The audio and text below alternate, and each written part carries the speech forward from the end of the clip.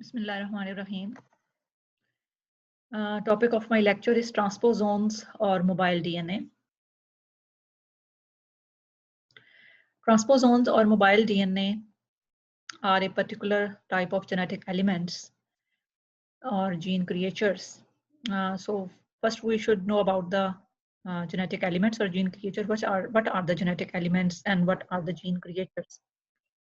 So as we know that the chromosomes are the basic genetic material of all living cells. But in addition to these chromosomes, there are a variety of genetic elements which are also found in nature. So what are the genetic elements? Genetic elements, they range in complexity. They may be very simple or they may be complex.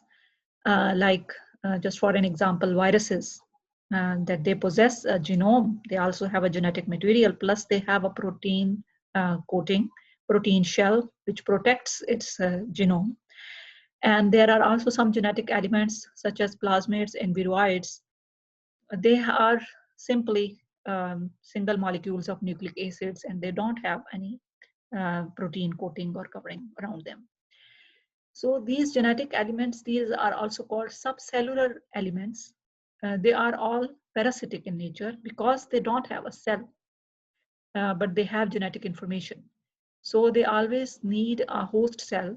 They rely on a host cell to provide energy and raw material for their own utility. So in some cases, for example, with the case of viruses, these are the genetic elements. They also need a host cell to replicate and also for their own life processes. But they also harm the host cell. They destroy the host cell. But in other cases, like in the case of plasmids, plasmids may not harm their host cell. The host cell remains unharmed, and sometimes host cell get benefit from the genes which are carried on the plasmid. So these subcellular elements or genetic elements, they may be harmful or they may be beneficial for their host. So why we call them genetic elements? Because they have their own genetic material. So they are a type of life forms, but they don't have a cell. So we call them as gene creatures because they have the genetic information, but they don't have their own cell, but they need a host cell for their life processes. So, but because they have the genetic information, so we call them the gene creatures or genetic elements. So there are two perspectives for the understanding of these gene creatures. From the perspective of the cell, gene creatures are the parasites because they are using the cell machinery for their own purpose.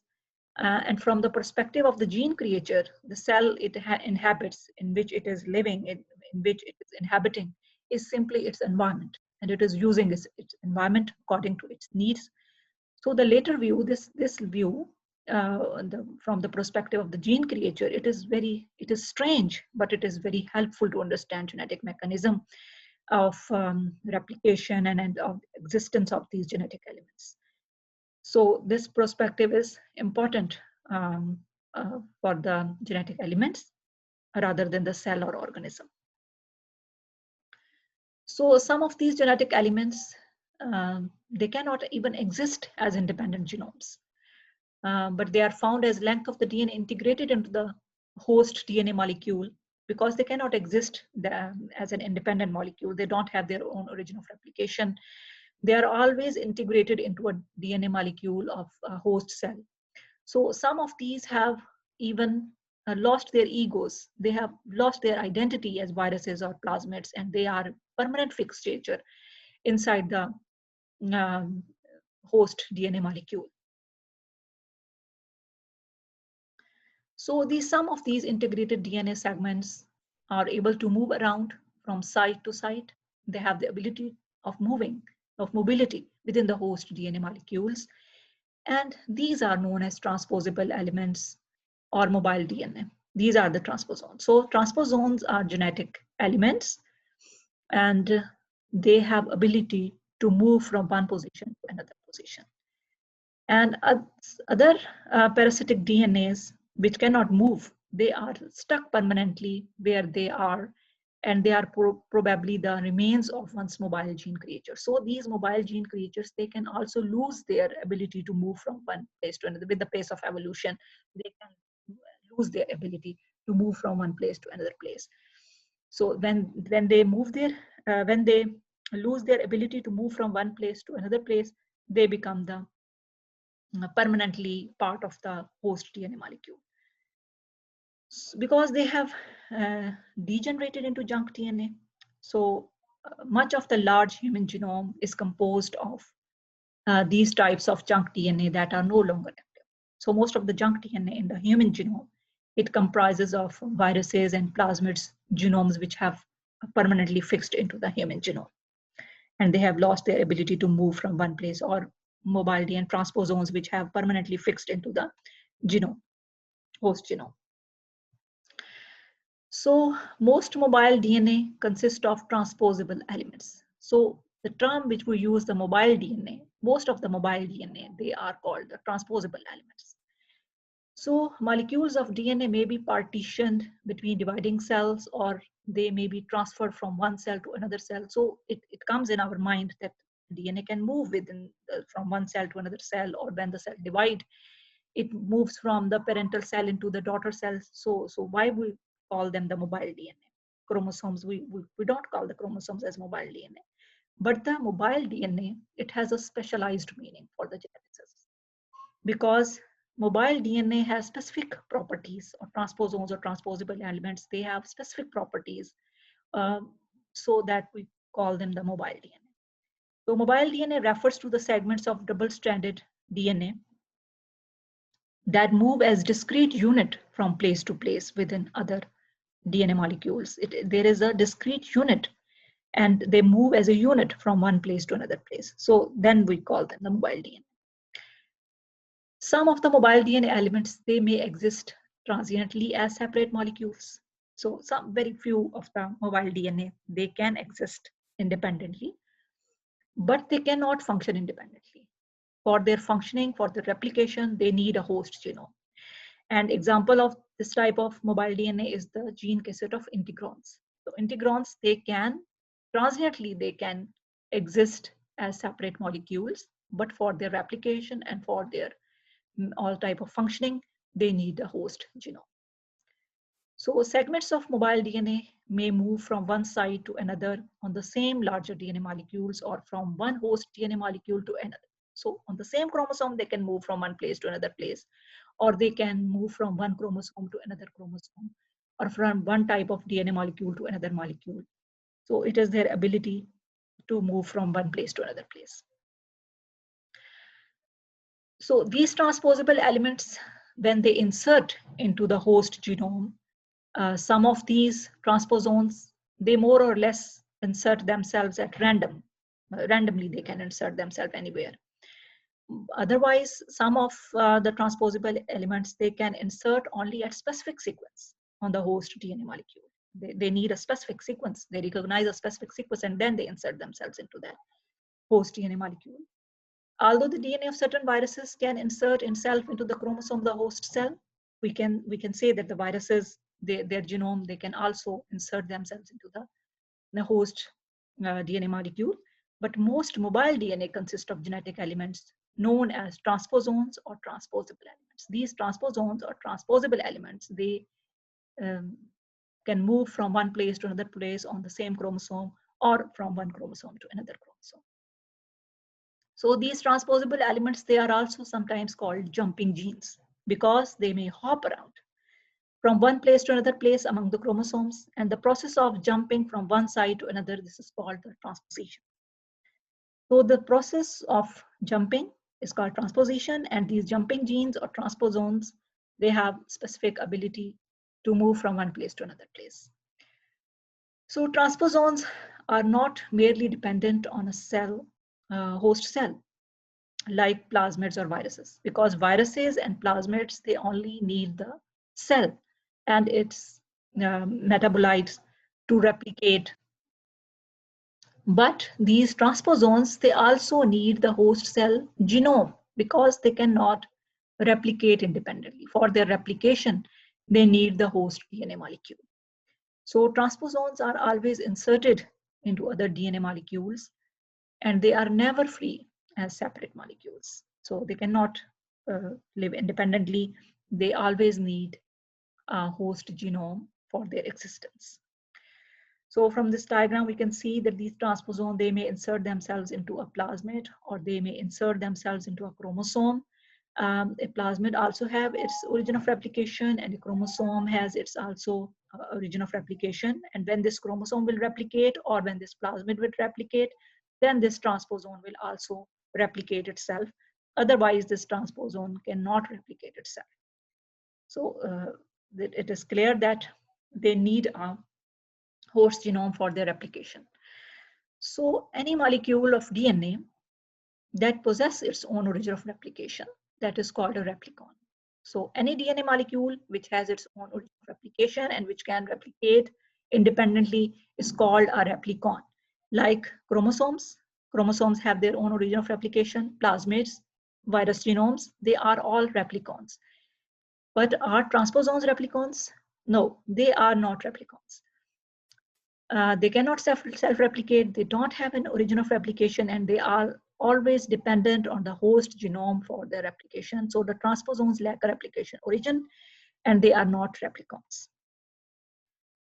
They can only be replicated by integrating themselves into other molecules of DNA, such as chromosomes, plasmid, or virus. Any DNA molecule which has its own origin of replication, they can use it as their host DNA, and they can insert themselves into them, and then when this molecule will replicate, they will also be replicated. As long as the DNA molecule of which the transposon is part gets replicated, the transposon will also be replicated. So it is dependent on that host DNA molecule. If that host DNA molecule does not replicate, then this transposon will also not replicate. If the transposon inserts itself into a DNA molecule with no future, the transposon will die with it. It will it will not exist anymore. So transposable elements are classified. What are their classification, on which basis we classify them into groups? So their classification is based on their mechanism of movement.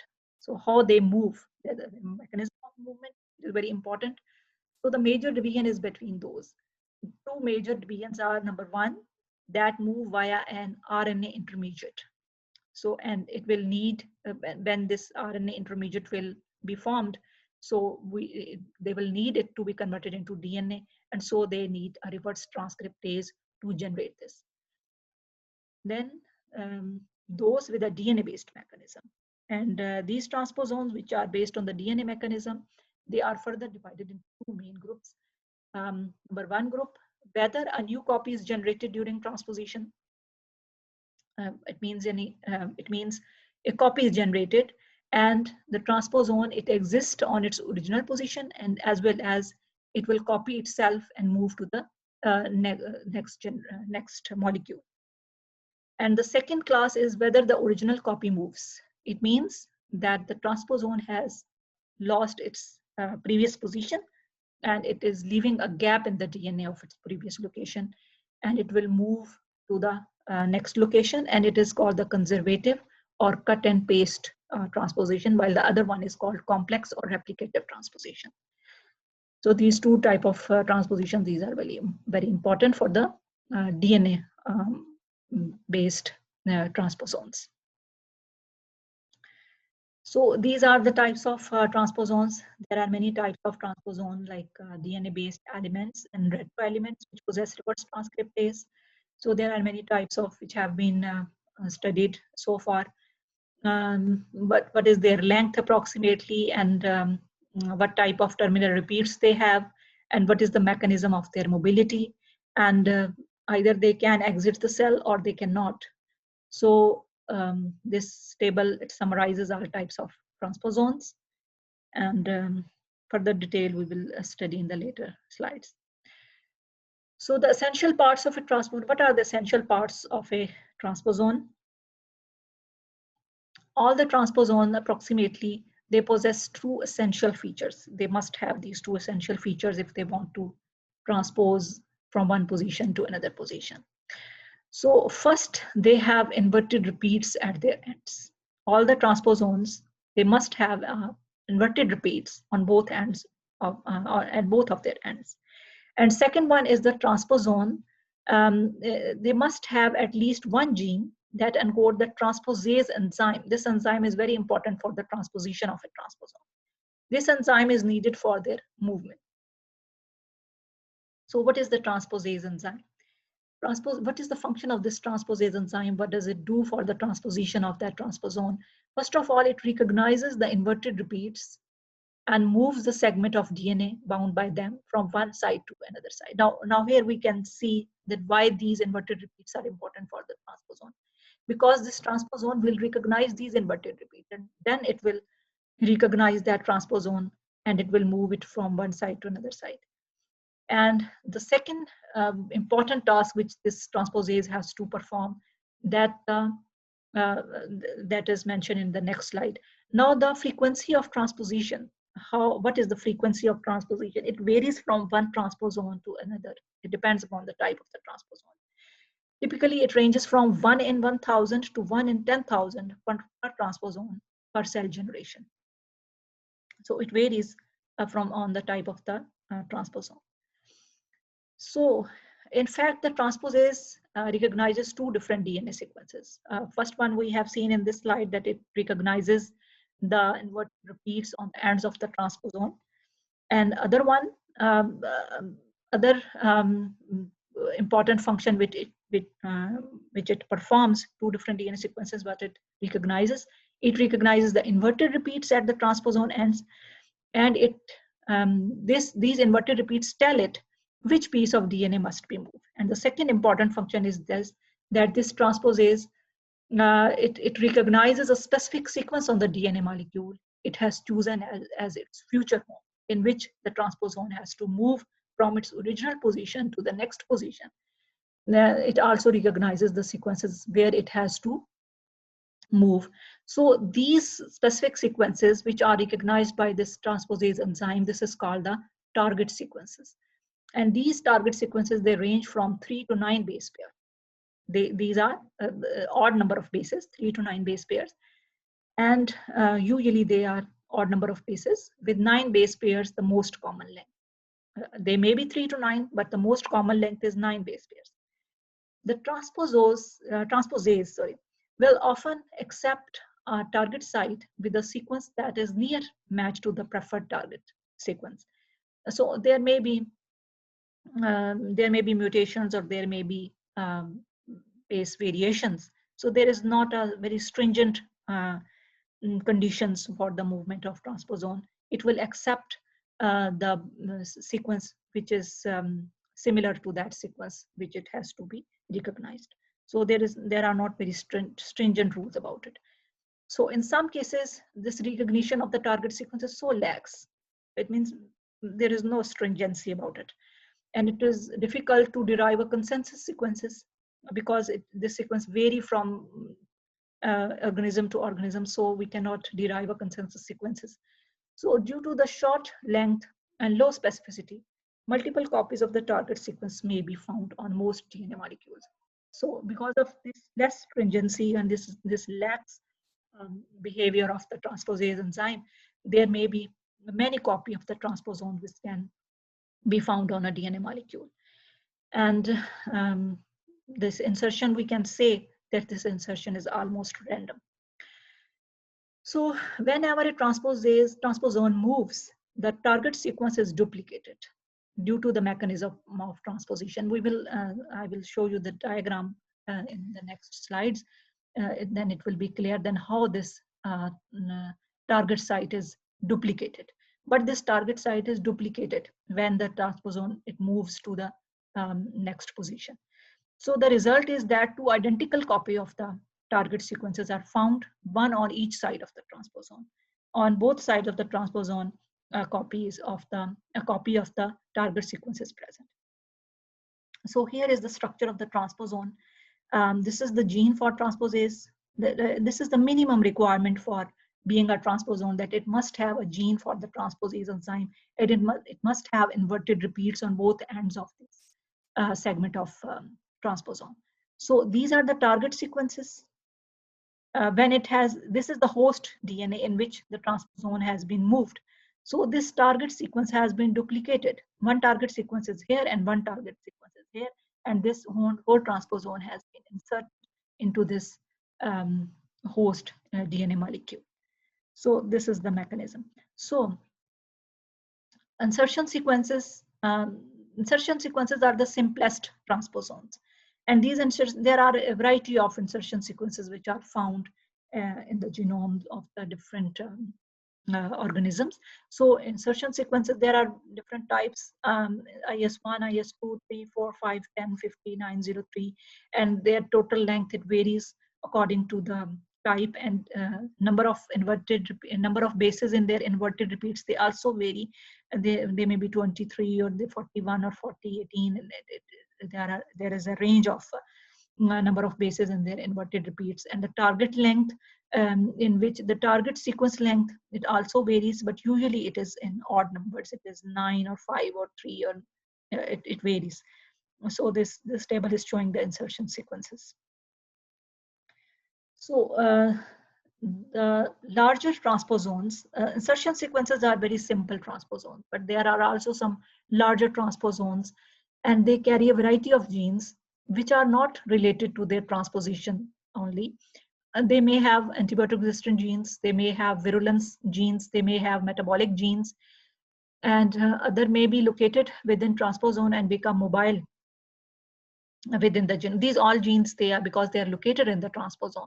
So when the transposon moves, these genes also move. So they can be acquired by the host DNA molecule. So some of the first transposons to be analyzed carried genes for antibiotic resistance. The transposons which were firstly recognized and they were analyzed, they had antibiotic resistant genes with them, which protected the bacteria that hosted them from attack by human medicine. Because first transposons, they were discovered in bacteria, and it was found that the transposon, they had antibiotic resistant genes, and these transposons, they help the bacteria to acquire some defense system. And so these bacteria, they could survive the attack by human medicine. So the ability to move blocks of genetic material from one DNA molecule to another has made transposons very important in the evolution of plasmids, viruses, and the chromosome of both bacteria and higher organisms. So these transposons, they have a great role in the pace of evolution, in the evolution of the genomes of plasmids, viruses, and bacteria and higher organisms. They have a great role in evolution. So if we study the insertion sequences, the simplest transposons, insertion sequences are the simplest transposons. They are simplest and shortest transposons. They are known as insertion sequences. They were first found in bacteria, and they are designated as IS1 and IS2. We have seen in the previous slides about them. So typical insertion sequences are 750 to 1500 base pairs long, because they are simple. They don't have very complex genes. They have simple genes, and they are small in sequences, and they have terminal repeats of 10 to 40 base pairs.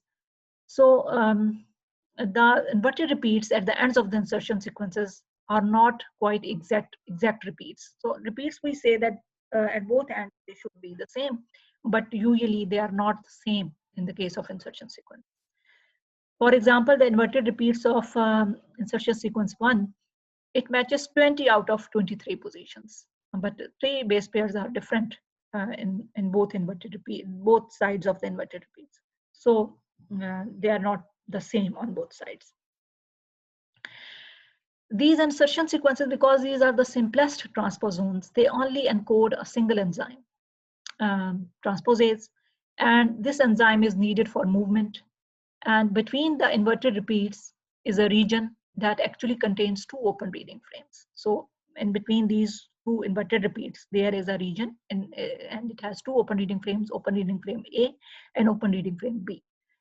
So the transposase is derived when these both open reading frames, they are expressing. So then transposase enzyme is formed. And when these two open reading frames are expressing, it results from frame shift mutation that occurs during translation. If this frame shift does not occur, then only one open reading frame is expressed and other is not.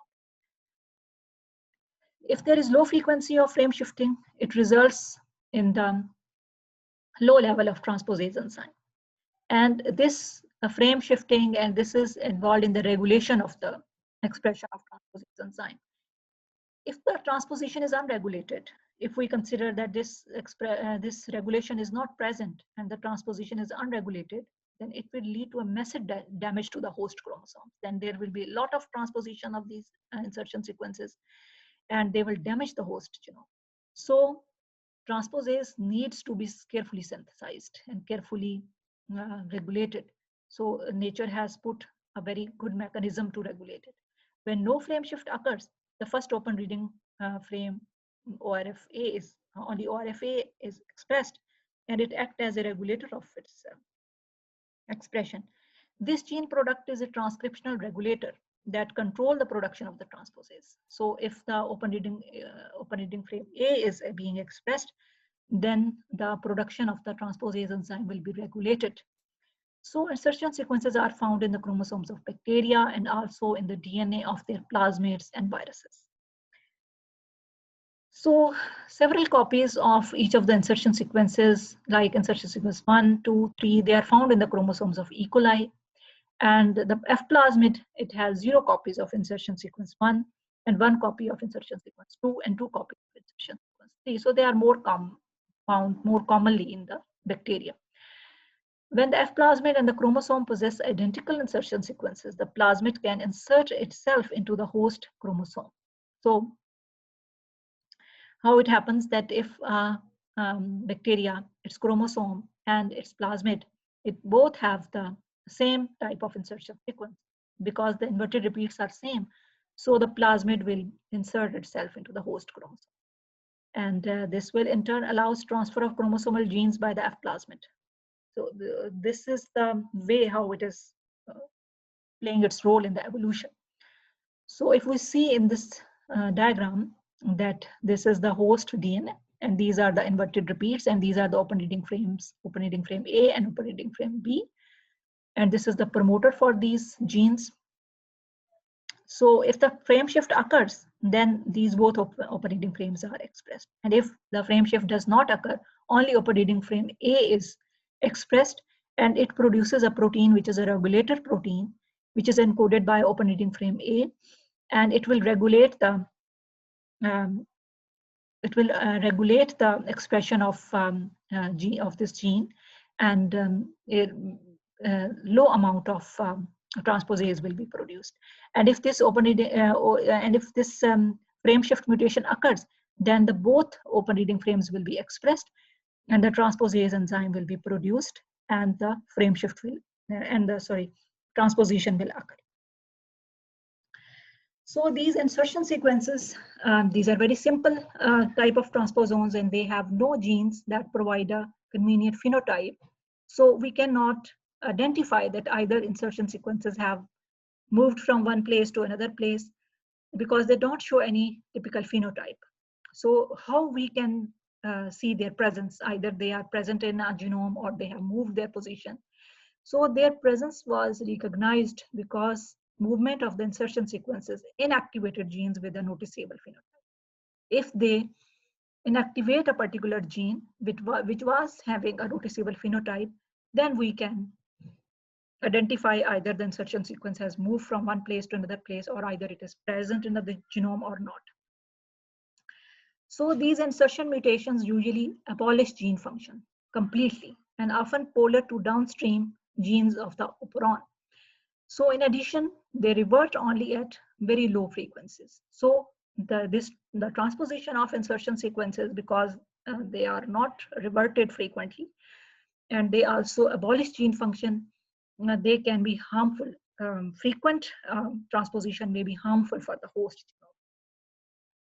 So this is the basic concept about the transposons and their types, and this all material and these diagrams were taken from the book of David P. Clark, molecular biology book. So this was all my lecture about transposon and mobile DNA molecules.